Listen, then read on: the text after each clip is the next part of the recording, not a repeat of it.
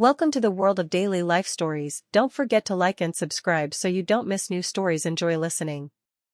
A New Beginning. Jane Harper sat in the back seat of the family car, her hands nervously clutching her backpack, her fingers absently tracing the smooth edge of the eye patch that covered her left eye. The small, round mirror in front of her seemed to magnify her self-consciousness, amplifying the feelings of anxiety that swirled in her chest. She stared at her reflection, as if trying to find the courage to face another day in a new school, to face the world that often seemed so cruel. Her parents, Louie and Rebecca, were doing their best to offer reassurances, but it wasn't helping. The thought of walking into another school, where she would inevitably be the subject of whispers and sideways glances, filled her with dread. No matter how hard she tried, no matter how much she wished for things to be different, the teasing had followed her from school to school. "You okay back there, honey?" Louie's voice cut through the silence, warm but full of concern. Jane managed a half-hearted nod, though her heart was pounding in her chest. The familiar anxiety clung to her like a second skin as they drove toward Westfield Middle School. "Yeah, just nervous." Rebecca, sitting in the front seat, turned around, her eyes soft with sympathy. She reached back to gently pat Jane's knee. "I know it's hard, sweetie. But remember, everyone feels nervous on their first day, even if they don't show it. And your eye patch, it's just a part of who you are. It doesn't define you." But Jane wasn't so sure. The last two schools had been difficult, horrible, even. She couldn't count how many times she had tried to make friends, only to be met with rejection or cruel comments. The whispers, the laughter behind her back, the looks that seemed to say she didn't belong, they had all left deep marks on her heart. She had tried to ignore it, to push through, but after two failed attempts at finding a place where she could feel accepted, it was getting harder and harder to keep believing that things could be different. "It's just. What if it happens again, Mom?" Jane's voice quivered as she spoke, her eyes staring out of the window, but she wasn't really seeing the passing streets. "What if they laugh at me, or they just stare?" Rebecca's face softened with understanding. She had seen the toll these past few years had taken on Jane. "Honey, I promise this is a new start. We don't know yet what this school will be like, but it's different from the last two. Every place is different, and you don't know what's waiting for you here." The words sounded nice, but Jane didn't feel convinced. She couldn't shake the memories of what had happened before, the stares, the snickers, the way the other kids made her feel like she was invisible, or worse, like she didn't belong. "I know it's tough," Rebecca continued, her voice quiet and soothing. "But remember that we're all in this together. We're here for you. You're stronger than you think." Jane wanted to believe her, but fear held her in its grip. The fear of being alone. The fear of being different. The fear of not fitting in. It seemed like the world around her was always just out of reach, and no matter how much she tried to catch up, it felt like the gap between her and everyone else was widening. Louie, glancing at Jane in the rearview mirror, tried to offer some encouragement as well. "I know this is tough, kiddo. But we've been through worse, right? And we've always come out stronger. You just have to give it time." Time. That was the one thing Jane wasn't sure she had. Time to adjust, time to make new friends, time to feel comfortable in her own skin. It all felt like too much to hope for. As they neared the school, the first rays of the morning sun stretched long shadows across the suburban streets, casting a soft glow over everything. Jane could see the school's tall brick walls in the distance, looming like an obstacle she had to conquer. Her stomach twisted with nerves. "I don't want to go," Jane whispered, her voice barely audible. Rebecca turned around again, her expression firm but filled with love. "I know, sweetie. But you've got this. And remember, if anything happens, we'll be right here. We'll always be here for you." Jane looked at her mother, at the love and care in her eyes, but it didn't ease the weight on her chest. She wasn't ready to face another day of rejection. She wasn't ready to face the whispers and the stares. But she didn't have a choice. As the car pulled into the school parking lot, Jane felt her body freeze, her legs like lead as she stared at the sea of students filtering into the building. Some of them were laughing, chatting with friends, while others walked in solitary silence. Jane couldn't help but feel like an outsider. "You'll be fine, kiddo," Louis said as he parked the car. "You're braver than you think. Remember, we're right here." Jane nodded slowly, though her heart felt like it was beating in her throat. As she opened the car door, the cool morning air hit her, but it did nothing to calm her nerves. Her hands trembled as she adjusted her backpack, the eye patch feeling heavier than usual as she stepped out of the car. "Go ahead," Rebecca said softly. "We'll be watching from the parking lot, just a phone call away." With a deep breath, Jane walked toward the school, her steps hesitant, but determined. She could hear her parents' encouraging words echoing in her mind. "You're braver than you think." But as she crossed the threshold of the school, the words didn't feel like enough. In the car, Louis and Rebecca exchanged a quiet glance, both parents silently hoping for the best but fearing the worst. They had done everything they could to make this a fresh start for Jane, but they couldn't protect her from the challenges of school life. They could only stand by and hope she would find the strength to face whatever came her way. As the day passed, the hours seemed to stretch into eternity. Louis and Rebecca waited in the parking lot, hoping to see their daughter's face emerge from the building with a smile, with a story of new friends or at least a glimmer of hope. But when the bell rang at the end of the school day, and students began pouring out of the building, Jane's face was not filled with excitement or relief. Instead, she walked out of the school, her shoulders slumped and her gaze fixed firmly on the ground. She didn't even look up as she climbed into the back seat of the car, the weight of her silence heavier than any words she could have spoken. "How was your day, sweetie?" Rebecca asked, her voice soft but full of concern. Jane didn't answer. Her eyes remained downcast, her hands clasped tightly in her lap.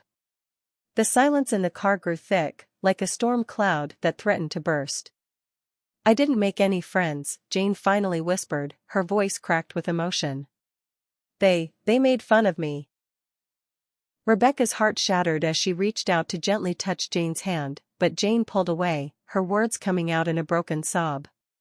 "They called me a pirate. They made fun of my eye patch." The words stung like 1,000 needles, and Louis's expression darkened with anger as he gripped the steering wheel tightly. "What? Who did that?"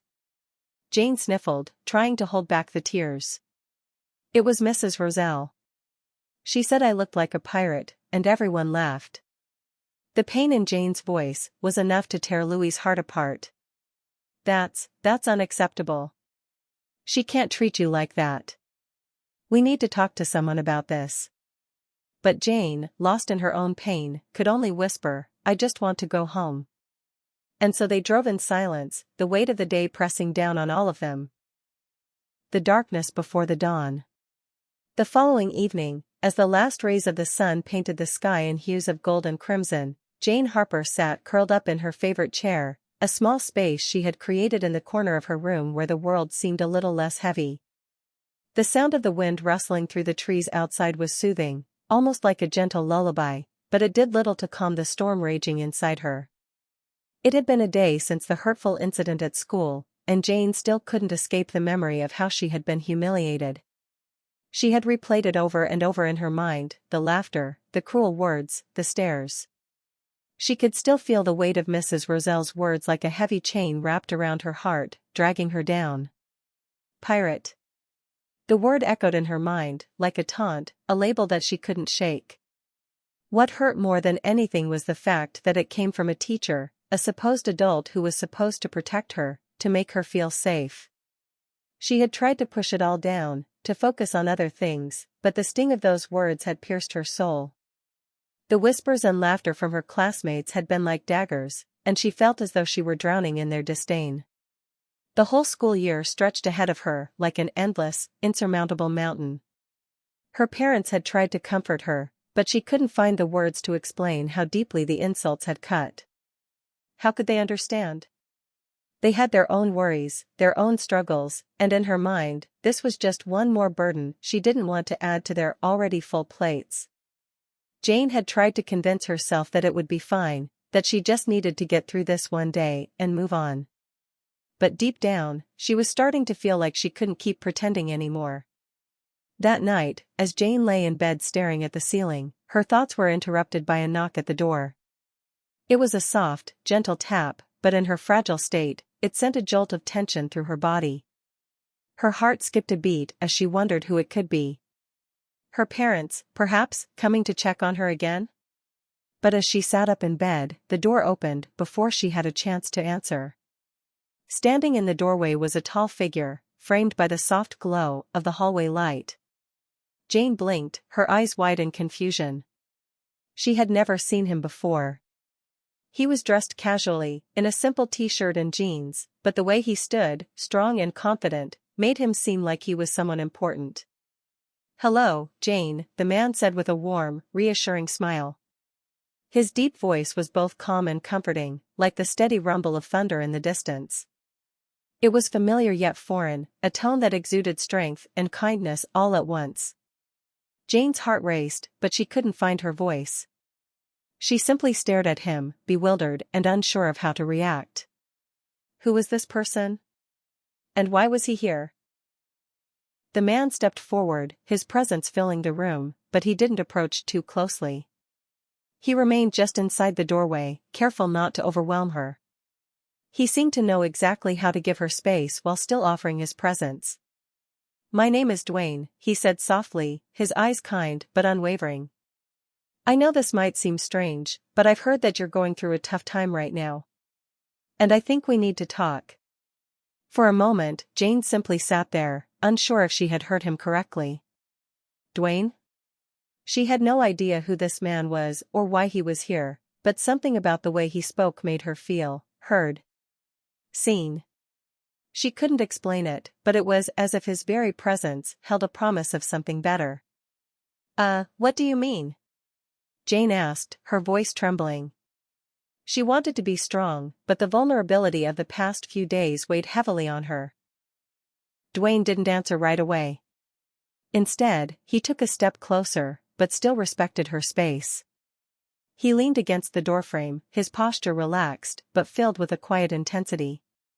"I heard about what happened at school," he said gently, "and I know it must feel like the weight of the world is on your shoulders right now. But I'm here to tell you something very important." He paused for a moment, as if gathering his words carefully. "You are not defined by what others say about you. You are so much more than what they see on the outside. And I know that things feel difficult right now, but trust me, this moment, this pain, it doesn't last forever." Jane's eyes widened. She had heard similar words before, of course, her parents had said things like this to her over and over. But coming from this man, it felt different.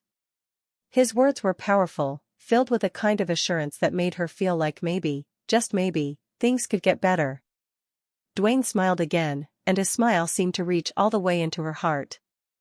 "I know it's hard to see right now," he continued, "but you have an inner strength inside of you that no one, not even the meanest person in the world, can take away. That strength, Jane, is what will carry you through this. It's what will help you rise above the hurt, above the teasing, above the things that make you feel small." The words felt like a balm on her bruised soul, soothing the ache in her heart. For the first time in days, she felt a flicker of hope. Could it really be that simple? Could she truly find the strength within herself to get through this?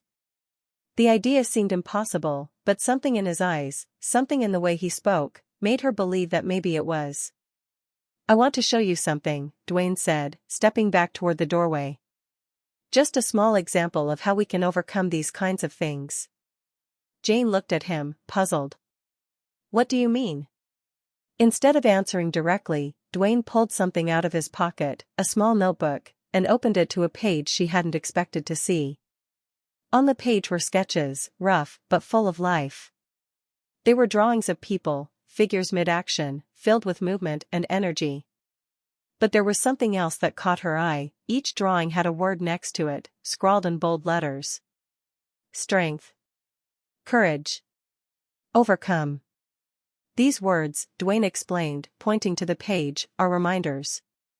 Reminders that no matter what happens, no matter how difficult things may seem, you always have the power to rise up and face whatever comes your way. Jane's heart thudded against her chest as she stared at the words. They felt like a lifeline, a rope thrown down into the darkness, offering her a way out. Maybe she wasn't as alone as she had thought. But I don't know how, Jane whispered, almost to herself. I don't know how to get through this. How do I stop the hurt? Dwayne's expression softened, and he stepped closer again, but this time, his presence wasn't intimidating. It was comforting, like the strong embrace of a friend. You don't have to do it alone, he said quietly. And you don't have to figure it all out right now. It's okay to take it one step at a time. And when you feel like you can't keep going, I promise you there will always be someone here, someone who believes in you. Jane swallowed hard, the tears that had been threatening to spill all evening finally breaking free. But this time, they weren't tears of despair.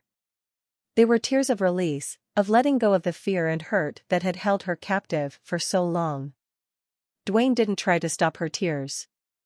Instead, he gave her a moment, watching her with a gentle expression. He understood.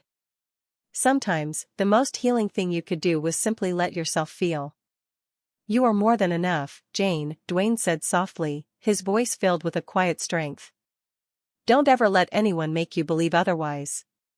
For the first time in what felt like an eternity, Jane felt like she wasn't broken. She wasn't defined by the teasing or the cruel words. She was Jane Harper, stronger than she had ever known. And she was ready to face tomorrow. The journey toward light. The days that followed that fateful night were filled with a strange kind of calm. Jane still carried the hurt from the school incident, but something had changed inside her. There was a quiet strength that began to form in the depths of her soul, a quiet resolve that whispered to her every time the pain tried to rise again. She wasn't the same person she had been before Dwayne's visit. That single conversation, filled with such simple yet profound wisdom, had planted a seed in her heart, a seed that was slowly starting to sprout. Though it was far from easy, Jane began to take small steps. The next morning at school, she walked through the front doors, her heart racing, but there was a new sense of determination in her chest. She had spent the night reflecting on Dwayne's words, thinking about the strength he saw in her that she hadn't seen in herself. And for the first time in a long while, Jane realized she didn't need to be perfect. She didn't need to have everything figured out. She only needed to take one step at a time. As she entered her first class, she saw the familiar faces of her classmates. Some of them had already begun whispering and pointing fingers, but Jane held her head a little higher. The sting was still there, but now it was a dull ache rather than a sharp wound. Every time she walked down the hallway, a voice in her head repeated the words Dwayne had said, "You are not defined by what others say about you." And though the whispers still followed her, they didn't hold the same power they once did. They were just words, empty, fleeting things that no longer had the ability to control her. During lunch, Jane sat at her usual table in the cafeteria, her eyes scanning the room for a familiar face. The thought of sitting alone again made her stomach twist, but as she glanced around, she saw something that stopped her in her tracks. Two of the girls who had once laughed at her were sitting together, whispering to each other. Normally, Jane would have quickly averted her gaze, avoiding any possible confrontation, but this time, something inside her nudged her forward. She wasn't going to hide anymore. Taking a deep breath, Jane stood up from her seat and walked toward the table. Her footsteps felt deliberate, as though she had a purpose, even though she wasn't sure what she would say. The closer she got, the more her heart raced, but the words Dwayne had spoken came rushing back to her, "You don't have to do it alone." When she reached the table, both girls looked up, startled by her presence. One of them, Sarah, raised an eyebrow, a hint of mockery in her expression, while the other, Emma, shifted uncomfortably in her seat. Jane wasn't sure what she expected, but she wasn't prepared for the silence that hung between them. For a moment, she simply stood there, her hands gripping the edge of the table, her stomach swirling with nerves. Finally, Jane spoke, her voice steady but not without a hint of vulnerability. "I don't know if you realize how much the things you said last week hurt me," she began. "I don't think I deserved the things you said. But I also want you to know that it's not who I am. I'm not some joke, and I'm not someone you can laugh at and forget.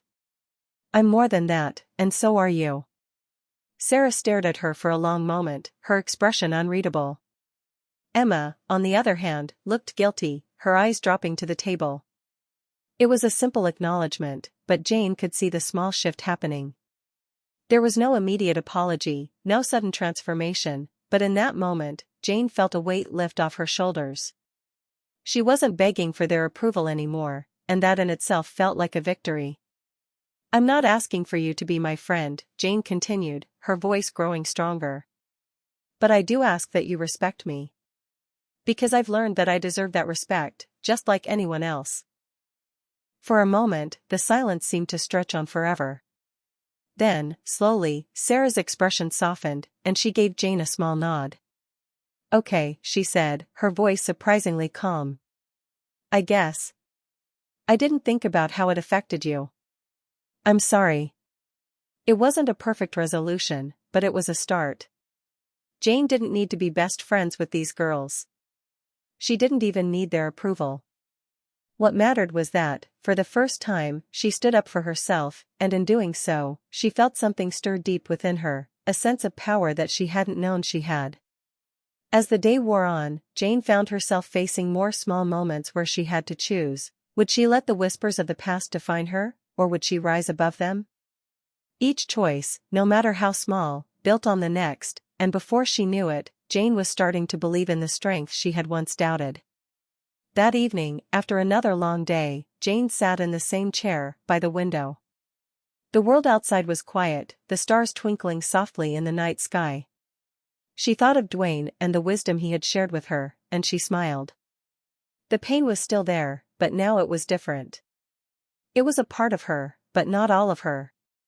She was more than the hurt, more than the labels others tried to place on her. The next morning, she woke up early, her mind already filled with a sense of purpose. She had a plan. Today, she would start the next chapter of her journey. Today, she would take another step. At school, Jane found herself moving through the halls with a newfound sense of confidence. She smiled at a few classmates, exchanged brief words with teachers, and even volunteered to help organize an upcoming school event. She wasn't doing these things to prove anything to anyone. She was doing them for herself. But just as she was starting to feel a sense of ease, the inevitable happened. Another rumor began to spread, this time about her involvement in a project that she had been quietly working on for weeks. People started whispering, casting judgments that once would have sent her spiraling into self-doubt. For a brief moment, the old, familiar fear crept back into her chest, but this time, Jane took a deep breath. She reminded herself of what she had learned, that she didn't need anyone's approval, and that she was enough, just as she was. She thought back to Dwayne's words, the pain doesn't last forever. It was true. It would pass. That evening, she sat down at her desk, ready to dive into her project, with a renewed sense of purpose. She picked up her pen, her heart a little lighter, and wrote, I am not defined by what others say about me. And in that moment, Jane knew she had begun to live the truth she had only just begun to understand. She was more than the sum of the words people used to define her. She was a force in her own right. And nothing could take that away from her. Jane Harper wasn't just surviving anymore. She was living, and she was learning that the light within her was brighter than any darkness that tried to hold her back. The strength of a new dawn. Weeks passed, and with each passing day, Jane grew stronger. The bruises left on her heart by the cruel words of her classmates slowly began to heal, and she started to embrace the lessons she had learned about herself. She realized that no amount of teasing or judgment could change who she was or what she was capable of. The power to define herself lay within her, and that was the most liberating truth she had ever discovered. At school, she continued to encounter moments of doubt, as all of us do. There were still whispers and sideways glances, the occasional snide comment thrown her way, but each time, Jane stood taller. Her eye patch, once a symbol of insecurity, had transformed into something else entirely. It was a symbol of resilience. It reminded her that she had faced adversity and was still standing, still moving forward. She had become more than just the girl with the eye patch, she had become the girl who refused to let anything or anyone define her. One afternoon, as Jane was walking to class, a familiar voice called out from behind her. "Hey, Jane! Wait up!" She turned to find Emma hurrying to catch up with her. Jane's heart skipped. Emma had been one of the girls who had laughed at her in the beginning, and though she had apologized, Jane still wasn't sure where they stood. "Hey, Emma," Jane said, trying to sound casual. Emma grinned sheepishly. "I know we didn't exactly start off on the best foot," she said, pausing to catch her breath. "But I wanted to apologize. For real this time. I didn't get how hard things were for you, but I see it now." Jane raised an eyebrow, surprised. She had expected the usual half-hearted apology, the kind that didn't really mean anything. But this felt different. Emma's eyes were sincere, and her tone had softened. "I was pretty dumb before. I let other people's jokes get to me, and I ended up making fun of you too. I don't want to be like that anymore. You don't deserve that. You're strong, Jane, stronger than anyone I know." Jane blinked, trying to process Emma's words.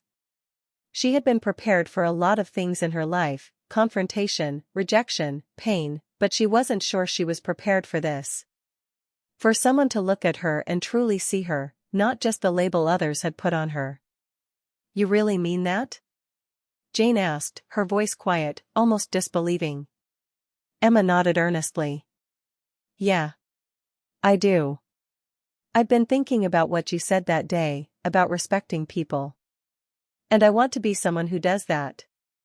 Someone who helps people, not tears them down. So, if you're okay with it, I'd like to start over. Be friends?" For the first time since moving back to the States, Jane felt a genuine spark of hope ignite inside her. Not just for a new friendship, but for the possibility that things could change. People could change. It was possible for the world to be different if she chose to believe in it. "I'd like that," Jane said, her heart beating a little faster. "Starting over sounds good." As Emma smiled and they walked to class together, Jane couldn't help but feel like a new chapter was unfolding. She was no longer the girl who had been broken by the harsh words of others. She had rebuilt herself, piece by piece, and now she was standing taller than ever before, surrounded by people who were beginning to see her for who she truly was, not for her eye patch, or the things that made her different, but for the strength and courage she had inside her. That afternoon, Jane received an unexpected phone call that would solidify her belief in herself even further. It was a call she had been hoping for but never truly expected. The voice on the other end was familiar. It was the principal of Westfield Middle School, Mr. Carter. "Jane, I hope you're doing well. I just wanted to personally reach out to you after your recent efforts in the school's community service project. We've noticed how much you've been contributing to the school, and it's truly impressive. I wanted to let you know that we've nominated you for a special student award at the upcoming school assembly. It's for students who show outstanding leadership, resilience, and kindness to others. You've been a real inspiration to your classmates, Jane, and we're all very proud of you." Jane's mouth went dry, and for a moment, she wasn't sure if she was hearing things correctly. "Wait, you want to give me an award?" "That's right," Mr. Carter confirmed. "It's not just for grades, Jane. It's about character. And your strength has been an example to so many. You've been brave, and you've never let anything hold you back. We believe you deserve to be recognized for that." For a moment, Jane was speechless.